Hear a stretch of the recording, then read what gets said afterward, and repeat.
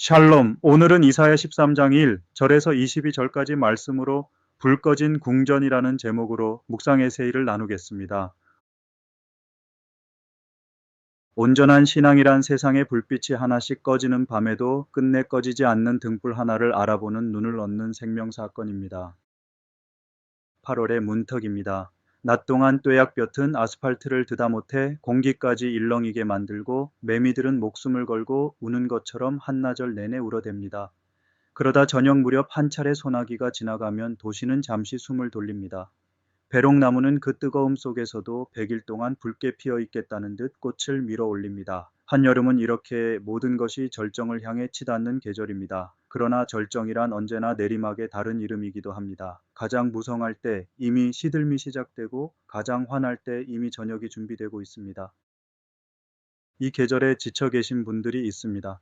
에어컨 없는 작업장에서 하루를 견디는 분들, 밤에도 식지 않는 열기 속에 잠을 설치는 어르신들, 여름휴가라는 말이 남의 이야기처럼 들리는 분들, 무엇보다 겉으로는 아무 일 없는 듯 웃고 있지만 속으로는 오래 붙들어 온 무언가가 무너져 내리고 있는 분들이 계실 줄 압니다. 이 여름을 통과하고 계신 모든 분의 심령 위에 주님의 다사로운 평화가 깃들기를 소망합니다.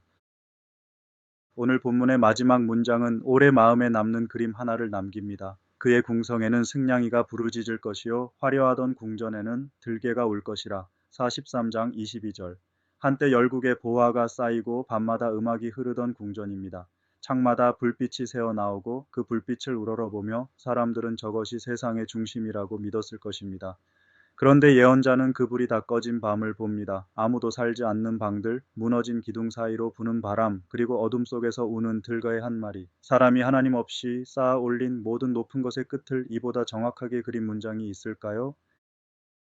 이사야 13장은 이사야서의 시선이 예루살렘 성벽 너머로 넘어가는 자리입니다. 1장부터 12장까지 예언자는 줄곧 자기 백성의 죄를 다루었습니다. 그런데 13장에서 갑자기 문패가 바뀝니다. 아모스의 아들 이사야가 바벨론에 대하여 받은 경고라. 43장 1절. 이때부터 23장까지 이사야는 주변 민족들의 운명을 차례로 부릅니다. 흥미로운 것은 이 열방 이야기가 놓인 자리입니다. 예레미야서나 에스겔서에서는 이런 신탁들이 책의 뒤쪽에 모여 있는데 이사야서에서는 자기 백성을 향한 심판 선언 한가운데에 끼워져 있습니다. 앞쪽은 아수르에 기대려 했던 아하스 왕의 시대이고 뒤쪽은 애굽에 기대려 했던 히스기야 왕의 시대입니다. 그 사이에 열방의 운명을 결정하시는 분이 누구신지가 놓입니다.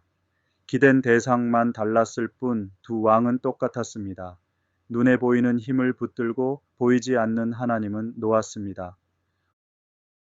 본문의 첫 장면은 소집입니다. 너희는 민둥산 위에 기치를 세우고 소리를 높여 그들을 부르며 43장 2절. 나무 한 그루 없는 벌거숭이산 꼭대기에 깃발이 오릅니다. 먼 나라에서 하늘 끝에서 군대가 몰려옵니다. 그런데 예언자는 그 소란한 행렬을 보면서 전혀 다른 것을 봅니다. 만군의 여호와께서 싸움을 위하여 군대를 거멸하심이로다. 43장 4절. 거멸이란 병력을 점거하는 일입니다. 명부를 들고 한 사람씩 확인하는 일입니다. 진군하는 군대는 자기들이 제 야심을 따라 걷는다고 믿었겠지만 실은 사열대 앞을 지나가고 있었습니다.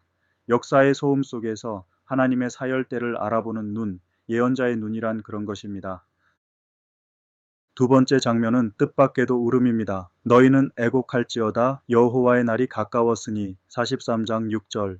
승리의 함성이 아니라 곡소리가 먼저 나옵니다. 그런데 이 애곡은 이미 끝난 일 앞에서 터지는 체념의 울음이 아니라 아직 오지 않은 일 앞에서 하나님을 붙들려는 마지막 몸부림입니다. 그날의 사람들은 해산이 임박한 여자같이 고통하며 43장 8절 떨 것이라고 했습니다. 저는 이 비유 앞에서 늘 걸음을 멈춥니다. 해산의 고통은 죽음에 가장 가까운 고통이면서 동시에 생명이 나오는 유일한 통로이기 때문입니다.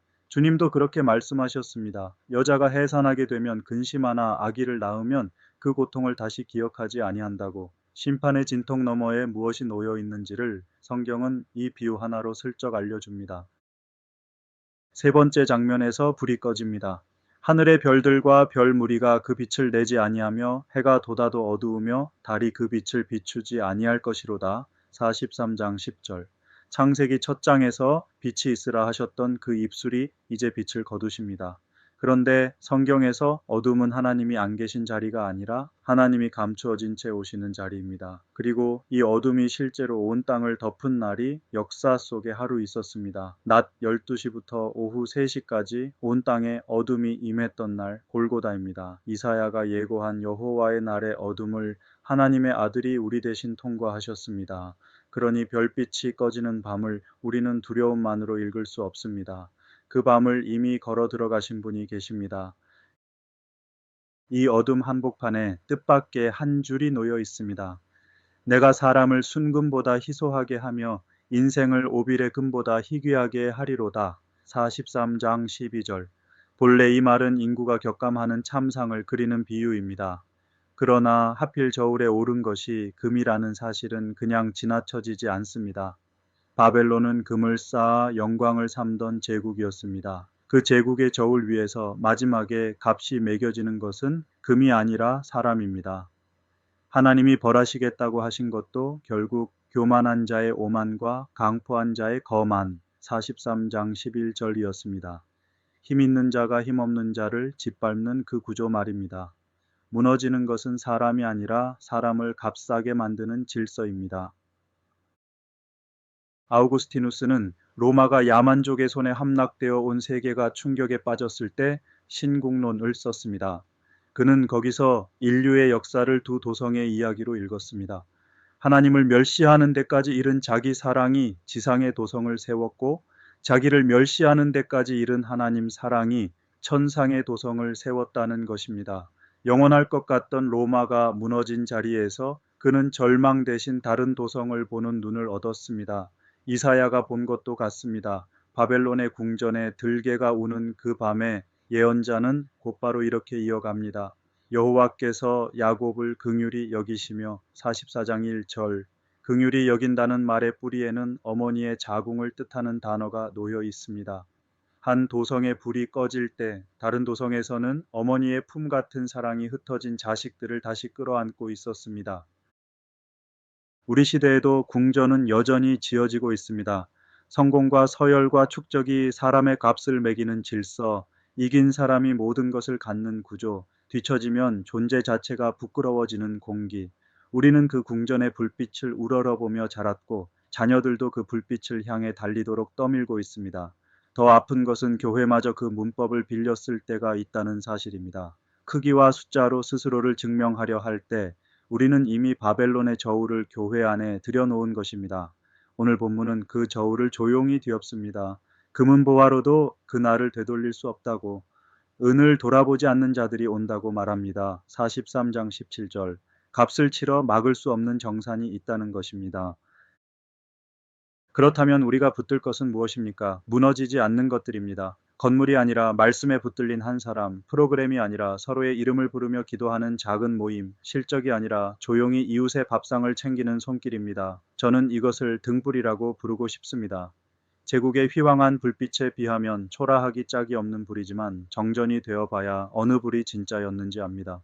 오늘 우리 곁에 가장 약한 자리에 있는 이름을 기억하는 일, 발언권 없는 이의 말을 끝까지 들어주는 일, 병상에 누운 이의 손을 한 번 더 잡아드리는 일, 그런 작은 심지들이 모여 어둠 속에서 서로를 알아봅니다. 흔들리는 것들이 진동하여 없어지는 것은 흔들리지 않는 것이 남게 하려 함이라고 했습니다. 여름은 절정을 지나고 있습니다. 매미 소리도 언젠가 그칠 것이고 붉게 타던 배롱나무꽃도 결국 질 것입니다. 세상의 불빛도 그러합니다. 그러나 그 모든 불이 꺼진 뒤에도 남는 불이 있습니다. 자기를 내어 주기까지 우리를 사랑하신 그 사랑이 켜놓은 불입니다. 이 여름의 끝자락에서 화려한 궁전의 불빛을 부러워하기보다 내 손에 들린 작은 등불을 지키는 일에 마음을 쏟으시기를 바랍니다. 그리하여 어둠이 짙어질수록 더 또렷해지는 빛을 품고 오늘도 이 땅을 걷는 평화의 순례자가 되시기를 간절히 축원합니다. 모든 성도가 매일 성경으로 매일 묵상하는 광양사랑의 교회 평화의길벗 라종열 목사였습니다. 묵상의 여정에 있는 여러분의 오늘 하루도 주님의 평화가 함께 하시길 기원합니다. 감사합니다.